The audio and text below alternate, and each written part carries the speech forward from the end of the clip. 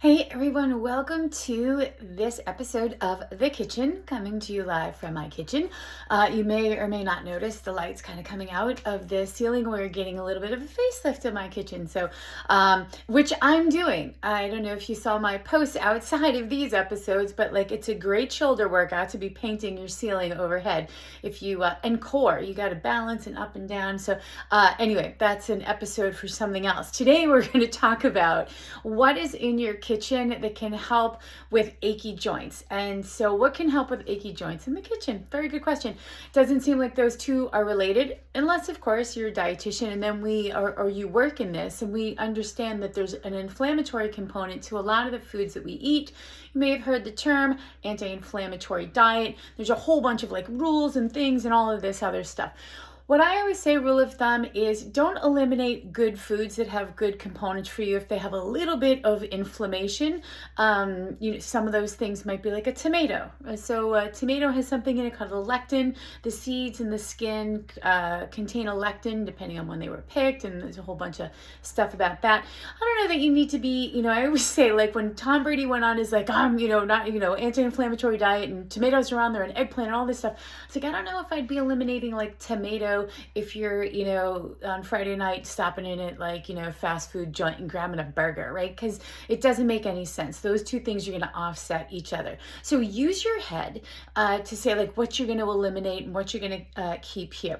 So I'm going to just go through a couple of things. So one of my faves that is an awesome source of omega-3 is salmon. So the salmon that you get that is caught wild is excellent. It's probably the highest that you can get in omega-3s because it's been out in the ocean and swimming around and doing all those things. If you do get Norwegian raised salmon, they do a really good job of raising salmon, not super penned in and giving them, lots of stuff. So Norwegian salmon that's been farm raised is a pretty good thing, or wild caught salmon. You will notice a difference in the taste of the wild caught salmon. You might even notice a difference in the color. That also depends on the type of salmon you're getting. Okay, now on to one of my favorite things that looks absolutely terrible is turmeric. And turmeric are these little nubby roots, and I grate them and I crack them up with a little bit of cinnamon stick. I'm going to show you. This is going to look gross, but it is sort of this.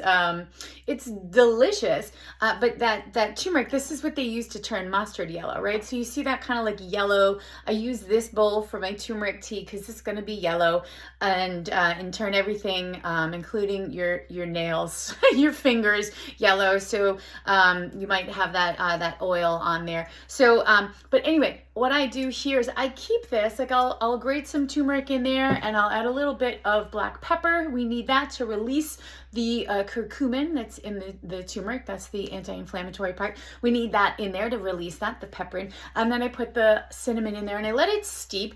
And then I actually will leave it for the next day to just let it sit in a little bit of water so that those things kind of just trickle out into the water. It steeps in there and it gets very sweet with the cinnamon in there. And then I'll add hot water the next day. And then, you don't want it to sit there for too long and get gross. So toss it after a day for sure. So anyway, you can do that. That makes a really nice anti-inflammatory tea. You can also do the same thing with ginger. Ginger is hot, spicy, and you can add a little bit of lemon. So I do the same thing. I just grate the ginger, pour some hot water over it, let it steep, and then I strain it out. I have a tea strainer here kind of covered in turmeric.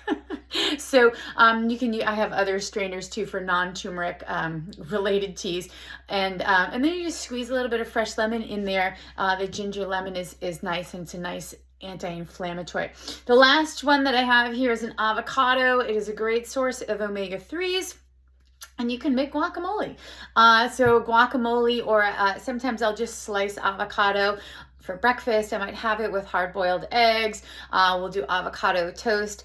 And then sometimes I'll use avocado in place of mayonnaise. If I'm making a chicken salad or something, I'll add that to the chicken in place of the fat there. And it's pretty good. So those are some great ways to help your achy joints, and it's because they have an anti-inflammatory compound in them. I won't get too sciencey, but COX-1, COX-2 inhibitors are what comes in that omega-3 or the ALA or the DHA you might see if you've ever seen baby formula. We're all about like the DHA for brain connectivity and that kind of stuff. It's very powerful anti-inflammatory and helps with brain function. So those are the reasons why it's going to help you with your achy joints. It's going to decrease your systemic inflammation. So not just inflammation at one specific area, but your inflammation overall, which is better for your health in general. So some of the foods that you would want to avoid, not forever, but maybe also forever, are red meat and corn. And those two things contribute a lot on that. We have like a scale, inflammatory, anti-inflammatory. We need both, and we don't need the inflammatory stuff to get out of control, which it sometimes does.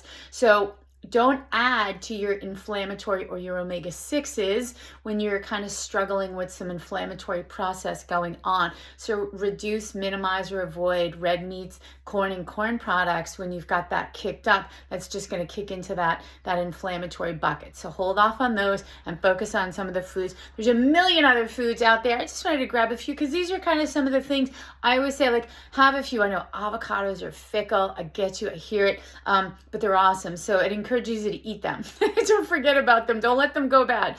And you can make guacamole if they all get ripe at one time. So enjoy your anti-inflammatory foods. Hopefully your joints become a little bit achy over time, right? So over time, it's not like you just took an ibuprofen that will immediately decrease. Don't expect that. But expect over time, your joints might become a little bit less achy than they normally would in certain situations. So do enjoy the information. Thank you guys so much for tuning in for this episode of The Kitchen.